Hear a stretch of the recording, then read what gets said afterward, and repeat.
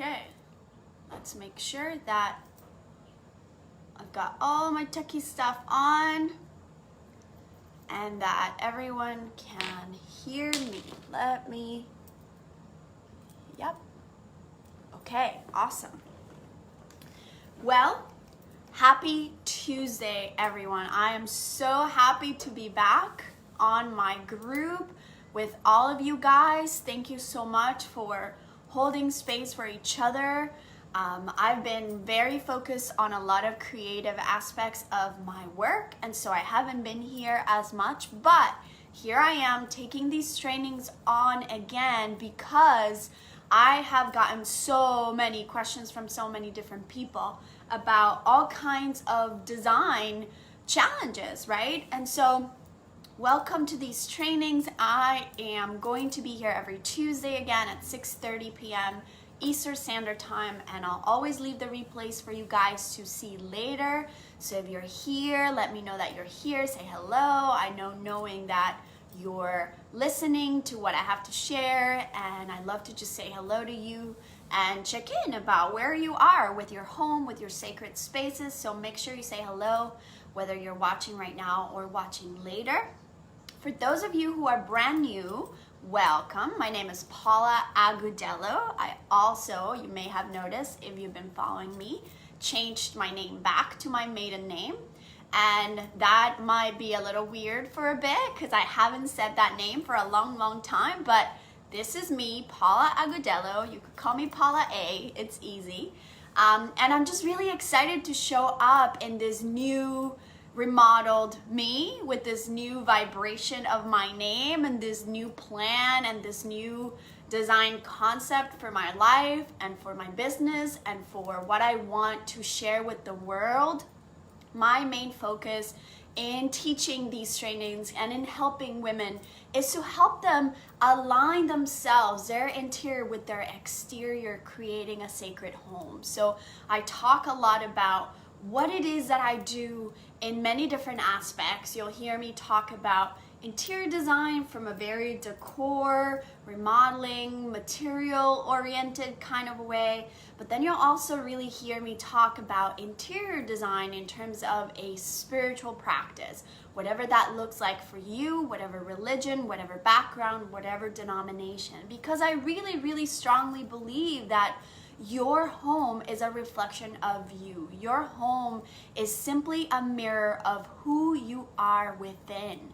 And most of us, or at least most of my clients, often struggle with, my home does not reflect who I am. Like, I'm so much better than this. I'm so much better than the way my house looks. But for some reason, there's all these different pieces that keep us stuck in this inability to get this big design dream vision we have for our homes to become our reality. So that's what I want to share with you today, and I have so many different tips. I was trying to consolidate this into a 5 tips to blah blah, but it's so hard because there's so many. But I did choose the very best and the ones that I think will get you the most transformation the quickest. And these tips I'm about to share with you as far as making your design vision a reality is not about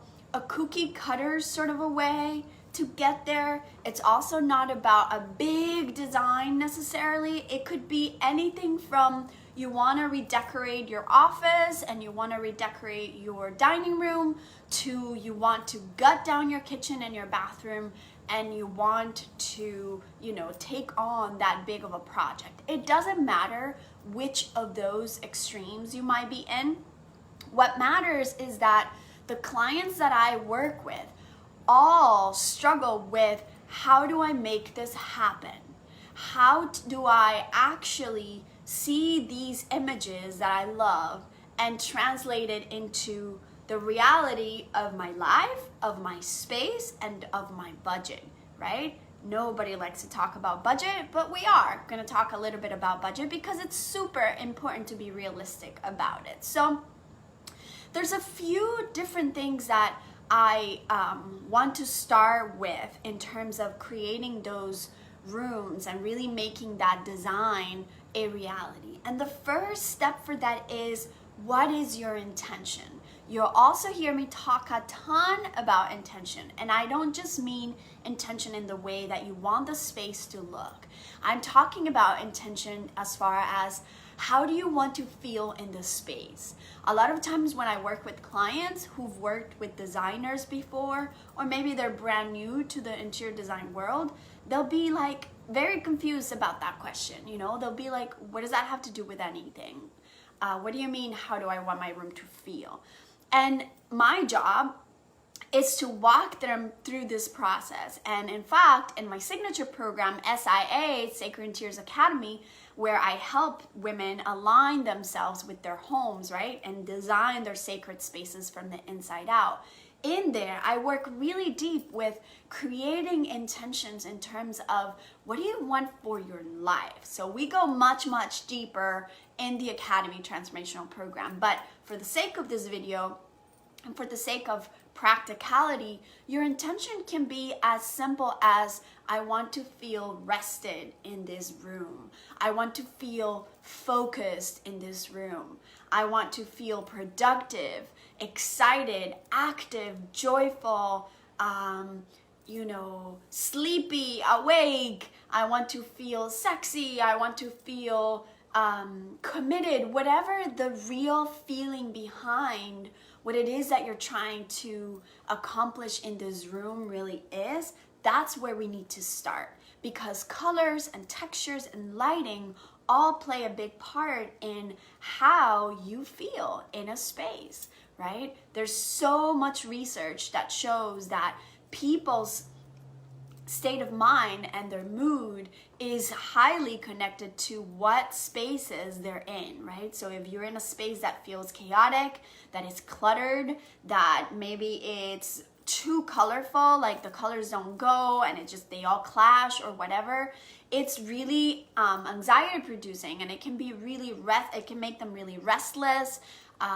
All kinds of things, right? Children behave differently in a space that's neat and orderly versus a space that's chaotic. I mean, our environments determine so much of our mindset and determine so much of how we feel in our body and even physically. So this is a call for you to understand that when you get that urge to decorate a room, or when you get the urge to design your home, it goes deeper than it just looking pretty for social media or copying a magazine catalog from, I don't know, Serena and Lily, which I love, or anything like that. It goes deeper into, what are you trying to create here? How do you want to feel in your own home? How do you want your spouse, your partner, your friends, your children, even your pets to feel? And then you become an active participant in co-creating that life you want through the mindfulness and the care that you take in selecting these pieces that will also make the room look beautiful, look, whatever you're trying to create, vibrant, peaceful, happy, whatever. So step number 1 to make your design vision a reality is, be very clear of what you want and how you want to feel in the space. What is your intention?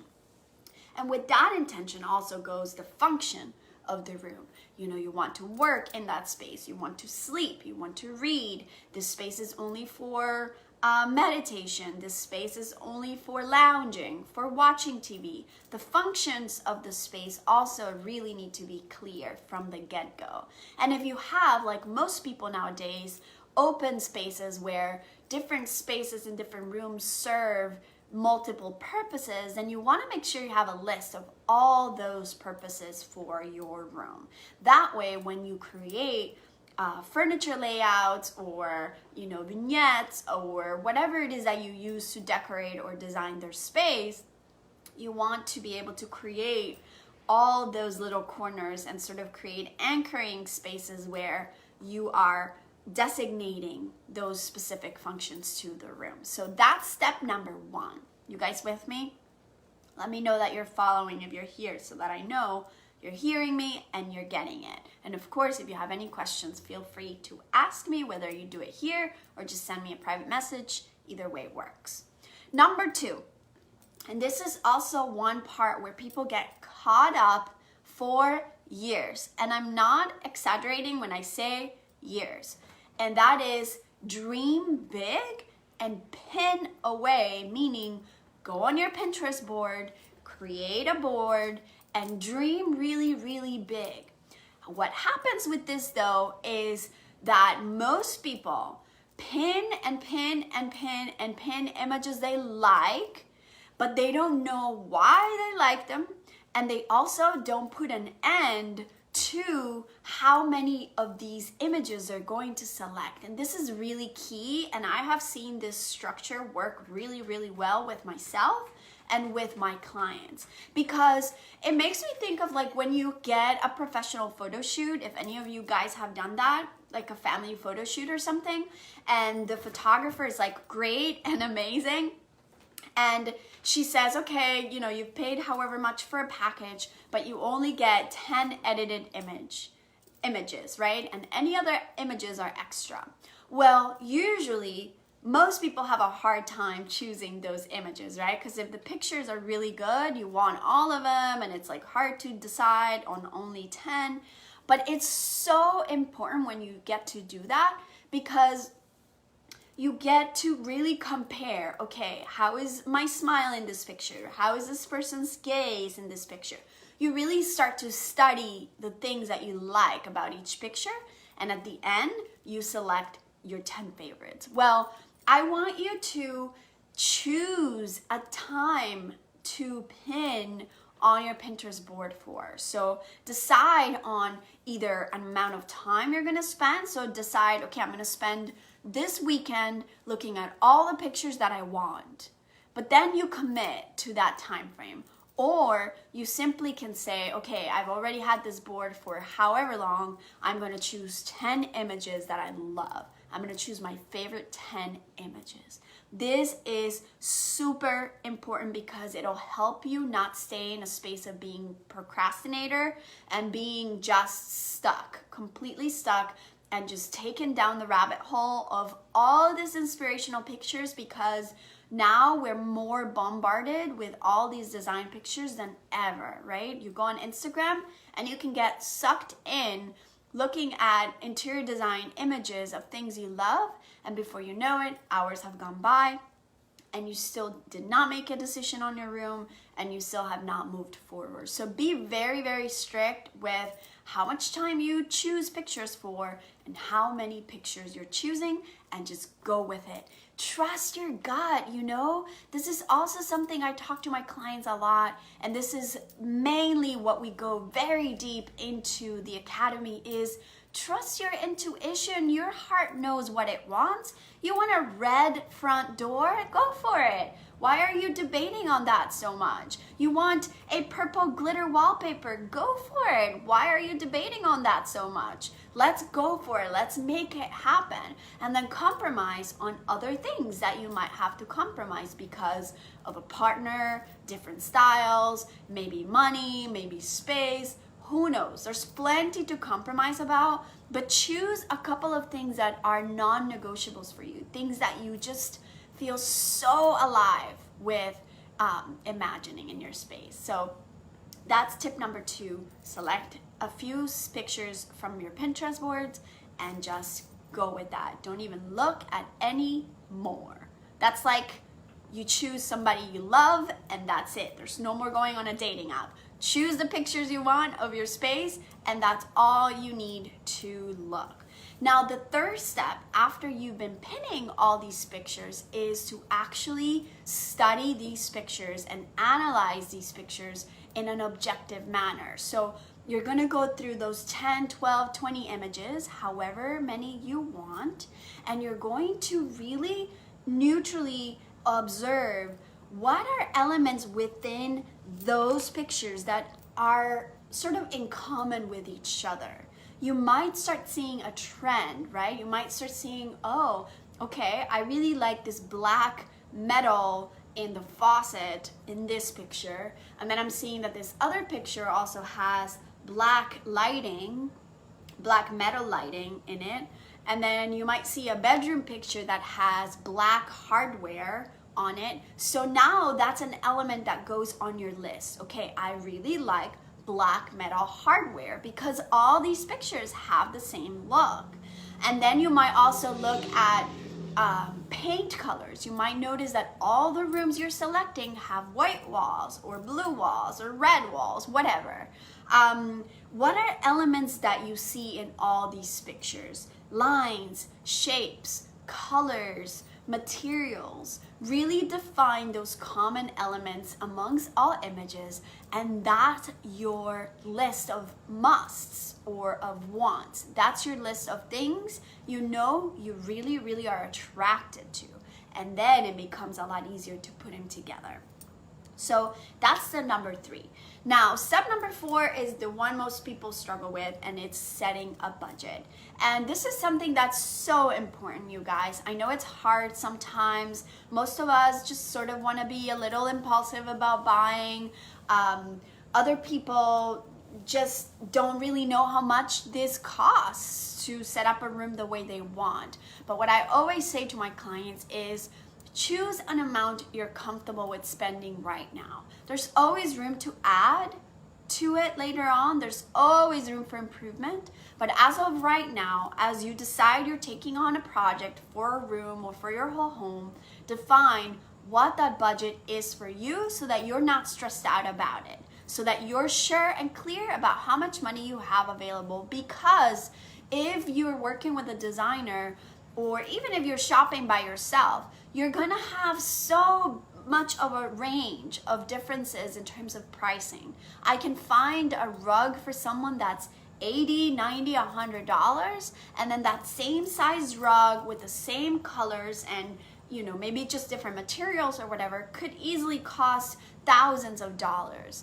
So when you say I need an 8x10 rug, well, I need to know about how much money we can spend on that, because again, it could be $100 or it could be $5,000. So it's really important that you set a budget, and then from that, we can become creative of, okay, maybe we really want to splurge on a chandelier because that's going to be a focal space of the room. I do this all the time, by the way, where I work with clients that have limited budgets and we splurge on 1 or 2 things, and then we become very out of the box and creative with other things. I have nothing against IKEA. I personally have shopped there a ton. There's so many beautiful IKEA hacks that you can have. Leah says splurge on a lamp. Absolutely. Lamps, lighting are my favorite thing to splurge on because they make such a statement in a room. You can make a room look like $1 million with a nice, expensive lamp. But also you can splurge on, styling items. Sometimes I love to splurge on hand knobs or like door knobs or door hardware, right? I love doing that. You can splurge on mirrors or splurge on big pieces of art that make a big statement. Invest in pieces that are neutral pieces that you can use over and over and over, and that you can even change the whole style of the room to the season or to the theme that you're wanting to create. But if you have key pieces that are neutral, you can get so far with that. Pillows are a good thing to be able to change around. So I personally don't love spending hundreds of dollars on a pillow or 2 because I get tired of pillows very easily. I want to be able to change the color and the covers of them, so I might spend a little bit more money on the insert, right? Maybe like a nice feather insert, but then the covers change and then they're not so expensive. So that's just sort of a quick budgeting tip. But definitely sit down, be honest with yourself, be clear with yourself, and then always know that there's room for improvement. You could buy, you could start with just a few pieces for the room. I do this all the time with my clients as well, where they might be, they might say, I have $5,000 for this room, but I only have $2,000 available right now. Can we still design the whole space and select all the pieces we need for it, but I'm gonna buy them at my own pace? Yes, that's a great way that I work with my clients, right? We create the whole vision and we select each and every piece of the room, everywhere from paint color, curtains, rugs, chandeliers, to the little candles on the table, the flowers, the vases, all the little details, the hand towels in a bathroom. But then you can go at your own pace and buy these things, because now you have the style, the color, the texture, the dimensions of the pieces. So it's a lot easier to say, okay, I found this online and it's $500 for this bench, but because I'm sharing with you exactly what those details are, or because you've studied your own Pinterest board very well, you know that the next time you go to Home Goods and you see a bench that looks just like that, you don't question, is this what's gonna work anymore? You know right away that that is a piece that will fit. So super, super practical to make sure you're moving forward in action, from dreaming to action, so your space can actually be transformed like you want. Step number 5 is hire a designer. Get support. I cannot tell you how many times I hear my clients say, I wish I would have done this sooner. I wish I would have hired you sooner. Why? Because that saves you time, it saves you stress, it saves you money. Most people are afraid of hiring a designer because there's myths involved in that. A lot of people think it's expensive, or a lot of people think that a designer is going to come in and sort of impose their own style onto them and be all trendy and fashionable, or that they're going to spend $5,000 on a tiny little coffee table. And these are all misconceptions about the field that are absolutely not true. So hiring a designer helps you have a clarity of the project from the very beginning. It helps you also keep your project within that budget that you're selecting. There's a lot of very expensive mistakes that people make when they're on their own, when they're not having the support. And then the other part of hiring a designer is that you get to be accountable for your beginning to your end. When I work with my clients, I make sure that I'm there all the way through, from the very beginning questions, the issues they might have in deciding. Sometimes they might go around one item that they're not sure about over and over, and that's my job to make sure I help you clarify without so much emotion why you need that piece and why that piece works or why it doesn't.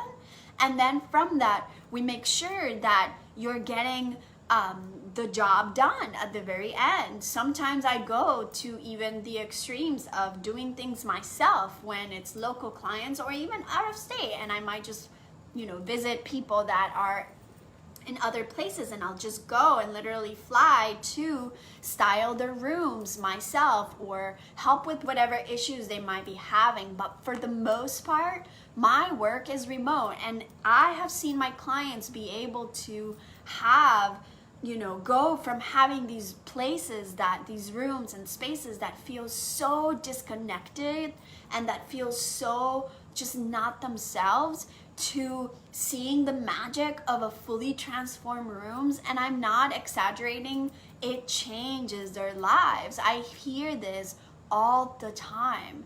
I hear people, wondering why they've not done this before, because they're able to be more productive at work. They save time getting ready in the morning when they can find everything that they need, because we've designated a space for all the things they need in the morning. The kids are happy. They play with toys that they never even cared about before, because these items are now displayed in a way that they're welcoming, that they're encouraging kids to be imaginative. I mean, the testimonials are endless, and the reasons people love spaces and homes and rooms put together are so many. It's not just a vain thing. And then one of the things I always say is that also, when you hire a designer to help you with these things, you're able to get more resourceful and creative. Sometimes there's clients, especially women I work with in my academy, who come in thinking that they're not creative at all, thinking that they don't know how to decorate, that they don't know how to select certain things, that they just give up before they even start. And then over time, after being a part of the program, after training with the videos, after having these one-on-one sessions and looking at the space and learning to arrange furniture, learning to select styling pieces, learning to care about how the space feels in their heart, and to trust how their body either accepts the space or rejects the space, that is incredible. It's the most incredible feeling to watch them make design choices on their own and look amazing. I have someone in California right now who is like gone completely to the other extreme, where initially she did not even know how to buy a single pillow or a candle. She was always in the extreme of either not buying anything because she would freeze and not know what to get, to going to the other end of just shopping for anything and spending way too much on things that when she came home would not even look good together. But instead, she's taken the time to tune into herself, tune into her intentions. What does she want? What kind of a space she wants to create for her husband who's in recovery? What kind of space does she want to create for her family who's visiting from out of the country? So that took her to painting her bathroom, painting her kitchen. She changed the hardware knobs. She basically redid this apartment without major remodeling and without a ton of money, but she knew exactly what she wanted and she knew exactly what she loved from all those Instagram and Pinterest pictures she had, and she's done a fantastic job. So getting help and mentorship helps you create the style you want, and it helps you have your home truly become a reflection of who you are. I say this all the time to my clients: your home is not there to tell my story or to show my style or my design style. This home, your home, is meant to tell your own story, and the story that you're also currently co-writing, and the story of the life that you are creating. And that's what these sacred spaces do. And then the last part of making your design vision a reality is, don't be afraid to get your hands dirty and to ask for help. A lot of times, myself included, I go through the issue of I can't find someone to do what I want, right? Sometimes it's because my team is busy doing other projects. Sometimes it's because by the time I explain to someone what it is that I want, I might as well just do it myself. That happens all the time, right? Or other times it's because there's some real satisfaction and sort of a sense of belonging when you get your hands dirty and just tackle a project on your own. So I'm all about do-it-yourself projects, and it's one of the questions I ask my clients all the time when they hire me, no matter what their budget is. Are you willing to do projects on your own? Are you open to do-it-yourself projects? And most of the time people are a little skeptical, but they always, for the most part, say yes. And a lot of times I'll coach them through it in presence, or other times just through digital communication or whatever. But don't be afraid to do it. There's tons of resources out there pretty much about how to do anything. The only thing I don't mess with is electrical, although I've been tempted, but I do not, and plumbing. Those are things that you want to definitely hire a professional for because the risk is just too high. But other than that, look it up. There's so many resources to have those shiplap walls you so want, to retire your backsplashes, to paint your cabinets, to hang pictures, to build furniture out of pallets. all kinds of tutorials on things. And something I also really recommend, especially in this time of the world, is to connect to your community. People are lonely. People are thirsty for company.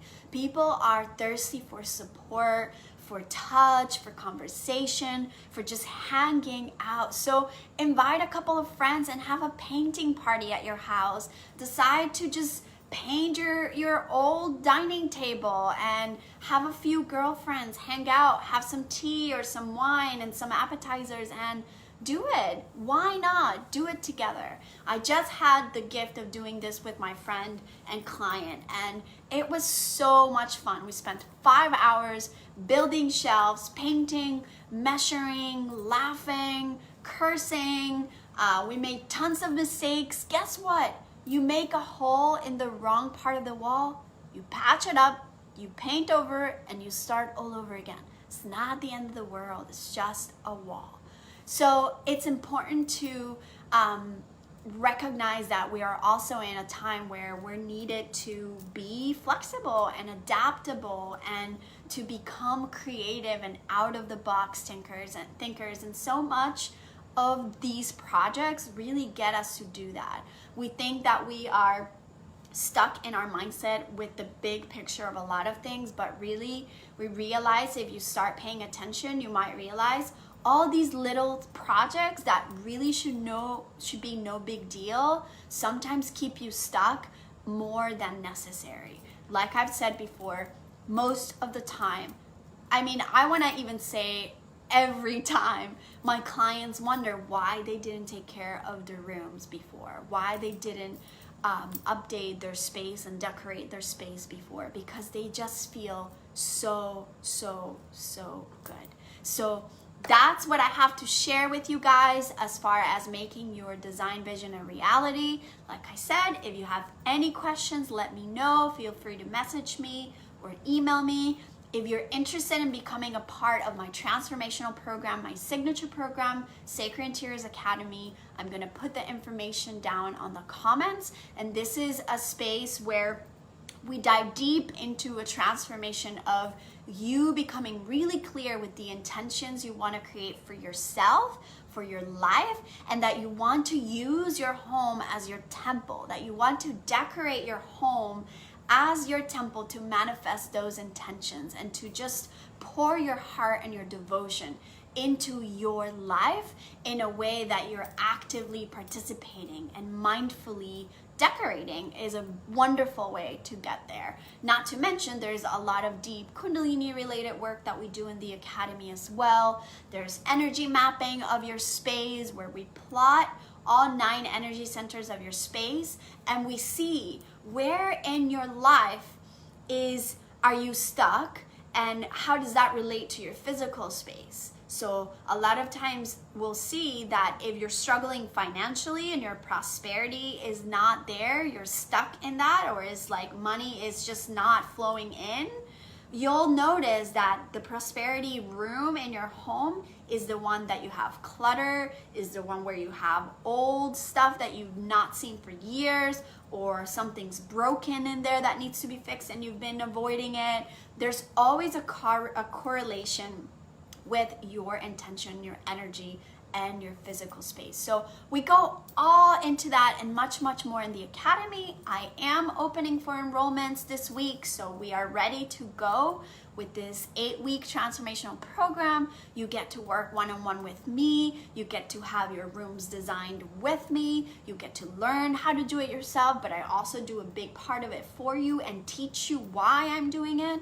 So it's also a great opportunity for those of you who are thinking about having your own design business. I've been hearing a lot from people who have been wondering how to even start to have their own decorating or interior design business if they're not professional interior designers. And my answer is there is a way, and you can start right here. If we start with this transformational program, it's a wonderful opportunity for you to get yourself in that space and really know, is this what you want to do for other women? And I would love to see more and more people serve women in this way, because we so need our homes to be a true, peaceful, sacred space. The world really needs us to start cultivating more peace, and it all starts at home. So thank you so much for being here. I will see you all next Tuesday with another training, and I'll leave all the information I shared about the Academy